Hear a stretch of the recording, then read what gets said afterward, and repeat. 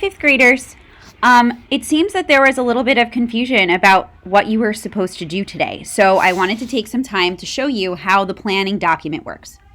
First of all, I'm available during CWP every day starting on Thursday from 2:20 until 2:50, just like usual. When you're going through the planning document, you should only do what is in one day. Make sure that you go all the way to the end. The planning document has 4 parts. The first part is called Think and Explore. It's something that I want you to think about or do before starting the lesson. It's usually really, really short.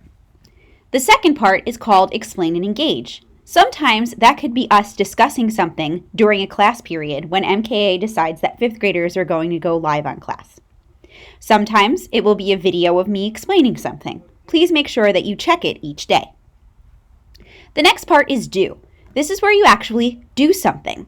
You should only do the do for the day that we're on. So today was the 31st. These are the things that you should have done. A lot of you skipped to the do for Friday. Please don't skip. Please only do the day's assignment. And today's was to do the say hello Flipgrid. So if you didn't do say hello, please make sure you get that done on Thursday, April 2nd.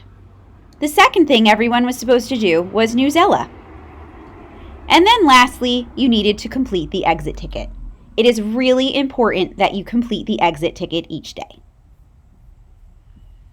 On Thursday, when you come back to do social studies, because we drop on Wednesdays, green Wednesdays at least, make sure that you only do what is assigned for Thursday.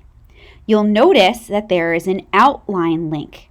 If you gave me your outline before the break, I scanned it in for you and it is at that link.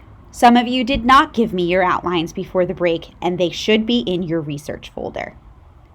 Under Explain and Engage, go through Noodle Tools to get to your paper. If you can't do that, I have a video right here to help you. Then I want you to look at the feedback. Each of you has gotten feedback on your paper unless you haven't shared it with me.